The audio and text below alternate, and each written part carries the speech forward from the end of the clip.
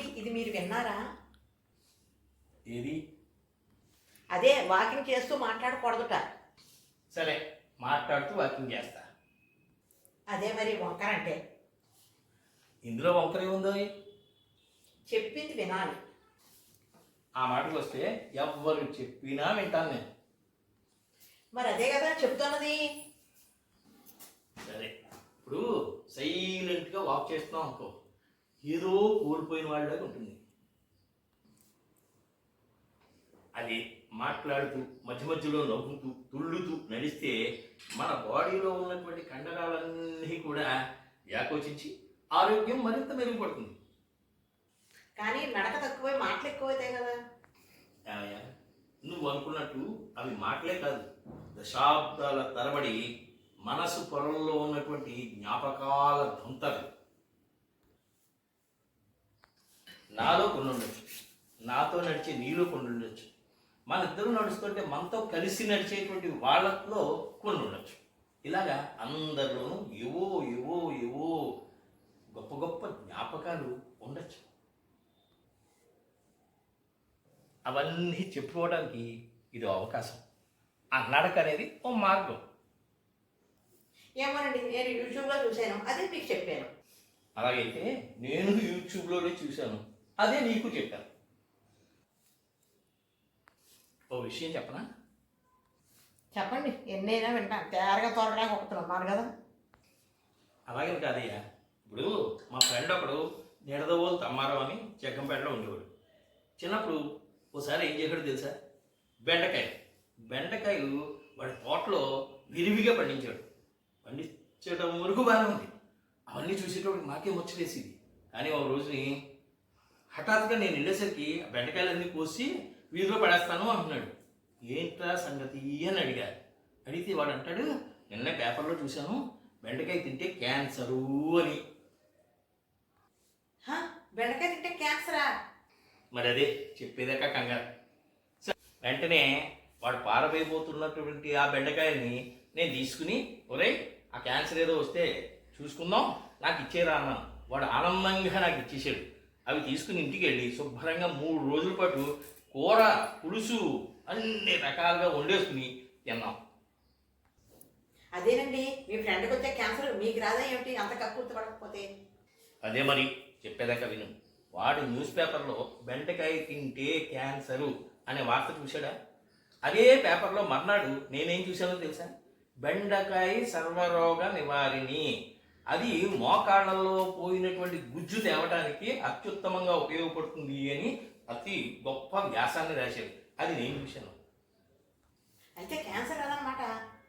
వస్తుందో రాదోనయ్యా, మనకెందుకు? బెండకాయ అన్నది మంచిది, తినేసాం, అయిపోయింది. ఒక జర్నలిస్ట్ మిత్రుడు ఇవాళ వాకింగ్లో కలిసాడు. అందుకే కదా నువ్వు వాకింగ్ టాకింగ్ ఉండకూడదని చెప్తున్నావు. ఆ జర్నలిస్ట్ మిత్రుడు ఏమన్నాడు తెలుసా? ఇంకా ఏదైనా ఒక ప్రోడక్ట్ని, అది చెడ్డదైనా సరే, అవతల వాడికి అనారోగ్యాన్ని కలిగించేదైనా సరే, ఆరోగ్యాన్ని ఇవ్వందైనా సరే, పనికి మారిందైనా పనికి రానిదైనా సరే, ఆ ప్రోడక్ట్ని అమ్మడం కోసం ఏం చేస్తారంటే ఒక ప్రకటన ఇస్తూ ఉంటారు. చాక్లెట్ తింటే పళ్ళు అన్నీ లూజ్ అయిపోతాయని చిన్నపిల్లలందరికీ మనం చెప్తాం కదా. కానీ అదే చాక్లెట్లో బ్లాక్ చాక్లెట్ తింటే మీకు చాలా ఆరోగ్యం, ఎనర్జీ ఇస్తుంది అని ఒక యాడ్ని వాళ్ళే పైకి తోలుతారు. అదే చెడ్డదాన్ని లేదా చెడ్డ వస్తువు అన్నదాన్ని మన చేత కొనిపించడం, మన చేత తినిపించడం, మన చేత వాడించడం, ఇవన్నీ కూడా వ్యాపార లక్షణాలు. అలాగే శాస్త్రవేత్తలు కూడా ఒక్కోసారి పలానాది పనికిరాదు అన్నదాన్ని వెంటనే కూడా పలానాది చాలా బాగా పనికొస్తుంది అని రాస్తాడు. అలాగే జ్యూసులు యాక్టే తాగకూడదు, జ్యూసులు ఒంటికి మంచిది కాదు అని ఒకటి చెప్తాడు. అదే మామూలు కాయలే తినండి, పళ్ళే తినండి అని ఇంకోటి చెప్తాడు. అబ్బాయి పళ్ళు కాయలు తింటే మీకు ఏమైనా పళ్ళల్లో ఇరుక్కుంటాయి కాబట్టి మెత్తగా మిక్సీలో తిప్పేసేసి జ్యూసులే తాగేయండి, ఆరోగ్యానికి మంచిది అని ఇంకోటి చెప్తాడు. ఎవరిది వినాలి? అవునవును, ఇంతకీ ఎవరిది వినాలండి? నీ మనసుకి నచ్చింది వినాలి. చూస్తూ మనం అనారోగ్యకరమైనటువంటి వీధిలో కుళ్ళుబాడిలో పడిపోయినటువంటి యాపిల్కాయని తీసుకుని తింటామా? తినం కదా. కానీ వాడు సరుకులు అమ్మేవాడు, వాడు మందు కొట్టాడా, రసాయనాలు కొట్టాడా, దాని మీద పౌడర్ వేసాడా, ఇవన్నీ చూసుకుంటూ మనం తింటం మానేస్తే మనకి ఆరోగ్యానికి బదులు అనారోగ్యం వస్తుంది. ఎందుకంటే నీరసం వచ్చి అయితే వాకింగ్ విషయంలో కూడా అంతేనా? ఏ విషయంలో అయినా అంతేనయ్యా. ఎందుకంటే వాకింగ్ చేసేటప్పుడు చాలా మందిని నువ్వు చూస్తూ ఉంటావు పొద్దున్నే. ఏమిటి, ఒకడు వెనక్కి వెనక్కి నడుస్తాడు, అది జబ్బేమో అని మనం అనుకుంటాం. కాదు, ఆరోగ్య రహస్యం అని ఎవడో మహారాజు చెప్తాడు. అయిపోయింది. ఒకడు ముందు ముందుకి నడుస్తాడు, ఒకడు స్లోగా నడుస్తాడు, ఒకడు పరిగెత్తుకుంటూ మనం తోసుకుంటూ వెళ్ళిపోతాడు, ఒకడు round round round round round round వేస్తుంటాడు, మనకి తలనొప్పి వచ్చేటట్టు, మనకి బుర్ర తిరిగేటట్టు. వాడికి తిరుగుతుందో లేదో తెలియదు అని. అలాగే ఒక్కొక్కడు చప్పట్లు కొట్టుకుంటూ వెళ్తూ ఉంటాడు. ఒక్కొక్కడు ఒక రౌండ్ వేసి 10 రౌండ్లు వేసి వాళ్ళందరినీ చూస్తూ వాళ్ళని ఏదో విమర్శిస్తున్నట్టుగా వాడి మాటలో వాడు మాట్లాడుకుంటూ ఉంటాడు. అది చూసి మనం నడక మానేసేసి మన ఆలోచనలు మానేసి మన ఆలోచన అంతా మన బుర్రంతా వాడి మీదే పెడుతూ ఉంటాం. ఇంత ఉపోద్ఘాతం చెప్పడానికి కారణం ఏంటో తెలిసా? వాకింగ్, టాకింగ్ రెండూ మంచివే. రెండు సమతుల్యంలో చేసుకుంటే మనకి ఎన్నో గొప్ప గొప్ప విషయాలు పక్కనే మనం మాట్లాడుకుంటూ ఉంటాం, మనస్సు విప్పి మాట్లాడుకుంటూ ఉంటాం. చాలామంది ఒకరిని మనం చూస్తూ ఉంటాం, ఆ మొగుడు పిల్లలు ఇద్దరు వచ్చి ఒక రౌండ్ వేసి ఒక గట్టు మీద కూర్చుని గంట సేపు మనం అందరినీ అబ్జర్వ్ చేస్తూ ఏవో మాట్లాడుకుంటున్నారు. అంటే ఏంటి సంగతి?